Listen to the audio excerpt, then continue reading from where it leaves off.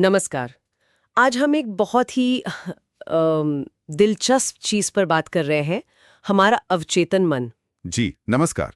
हाँ, ये वाकई एक शक्तिशाली हिस्सा है हमारे दिमाग का। बिल्कुल। और इसे समझने के लिए हमारे पास डॉक्टर जोसेफ मर्फी की किताब the power of your subconscious mind का एक हिंदी सारांश है। हाँ, और ये सारांश राम नाम के एक व्यक्ति की कहानी से इसे समझाता है, जो काफी रिलेटेबल है।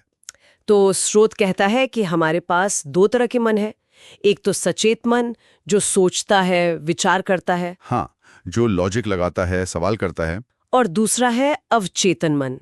ये थोड़ा अलग है ना, ये बस बिना सवाल किए चीजों को मान लेता है। बिल्कुल। इसे आप एक उपजाऊ जमीन या बगीचे की तरह समझ सकते हैं। अच्छा, कैसे? मतलब जैसे बीज आप बोएंगे वैसे ही फसल उगेगी। ये सही गलत नहीं देखता। हाँ, ये बात समझने वाली है। ये तर्क नहीं करता। नहीं करता।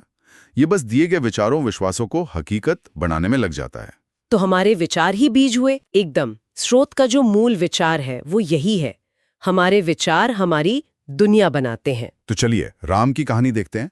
वो एक आम कर्मचारी था, अपनी जिंदगी में थोड़ा फंसा हुआ महसूस कर रहा था। हाँ, ठहराव सा आ गया था। फिर उसने ये किताब पढ़ी और कुछ प्रयोग किए। पहला क्या था? पहला था अपनी सोच बदलना, नकारात्मक सोच। हाँ, जैसे वो पहले सोचता था मेरे पास पैसे नहीं है, इसको बदला उसने। जी, सकारात्मक वाक्यों से। जैसे दोहराना शुरू किया, मेरे पास समृद्धि और अवसर हमेशा मौजूद हैं। और इसका कुछ असर हुआ? हाँ, स्रोत बताता है कि कुछ ही हफ्तों में उसे तरक्की मिल गई। कमाल है, सिर्फ सोच बदलने से। हाँ, पर इसमें नियमितता और भावना जरूरी है, जैसा स्रोत कहता है। अच्छा, और दूसरा प्रयोग? दूसरा था विजुअलाइजेशन, मतलब कल्पना करना। हाँ, वो रोज रात सोने से पहले क्या करता था? वो कल्पना करता था कि वो ज्यादा आत्मविश्वासी है, खुश है, उस एहसास को जीता था। अच्छा, और इसका नतीजा? कहते हैं 1 महीने में उसका आत्मविश्वास काफी बढ़ गया। 1 महीने में उसने एक मंत्र भी अपनाया था शायद। जी हाँ, हर दिन हर तरह से मैं बेहतर होता जा रहा हूँ, इसे भी वो दोहराता था। तो ये जो तरीके हैं एफर्मेशंस और विजुअलाइजेशन, ये असल में उस बगीचे में नए बीज बोने जैसे हैं। बिल्कुल सही। अवचेतन मन रूपी जमीन में नए बेहतर बीज। स्रोत इसी पर जोर देता है कि लगातार अभ्यास करना होगा। हाँ, और महसूस करना होगा, सिर्फ शब्द नहीं, तभी अवचेतन मन इन्हें सच मानने लगता है। ये तो राम की कहानी हुई, लेकिन स्रोत में शायद और भी उदाहरण हैं। जी हाँ, कई छोटे छोटे उदाहरण हैं। जैसे एक महिला थी जिसकी सेहत को लेकर डॉक्टर जवाब दे चुके थे, ओह, पर उसने सिर्फ अपनी अच्छी सेहत की लगातार कल्पना की और वो ठीक हो गई। सच में? सिर्फ कल्पना से? स्रोत तो यही कहता है। एक और उदाहरण है एक लड़के का जिसे अपनी सपनों की नौकरी मिली। अच्छा, कैसे? उसने भी शायद इसी सिद्धांत का इस्तेमाल किया, अपनी योग्यता और सफलता की कल्पना की। और डर पर काबू पाने का भी जिक्र है। हाँ, एक व्यक्ति था जिसे स्टेज पर बोलने से डर लगता था।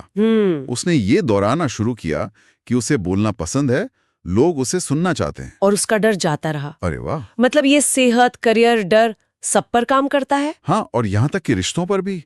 किसी बिजनेस प्रॉब्लम का हल ढूंढने में भी राम को मदद मिली थी। तो ये सारे उदाहरण यही दिखाते हैं कि ये सिद्धांत कैसे काम करता है ना। जी, अवचेतन मन हमारे विश्वासों को पकड़ता है और उन्हें सच बनाने के लिए माहौल बनाता है। ये तो एक तरह का मतलब अंदरूनी शक्तिशाली टूल हुआ। हाँ, एक शक्तिशाली आंतरिक साधन जो हमारे दिए गए निर्देशों पर चलता है। तो फिर इस पूरी चर्चा का इस स्रोत का सार क्या है, निचोड़ क्या है? निचोड़ एक सीधी सी लाइन में है, जैसा आप सोचते हैं वैसा ही बन जाते हैं।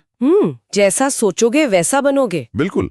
स्रोत कहता है कि हमारी किस्मत काफी हद तक हमारे अवचेतन मन से तय होती है। पर अच्छी बात यह है कि हम इसे कंट्रोल कर सकते हैं अपने विचारों से। हाँ, हम उस मन के स्वामी बन सकते हैं, अपने विचारों को चुनकर, उन्हें दिशा देकर। तो संक्षेप में हमारे विचार ही हमारी दुनिया बनाते हैं। सही कहा।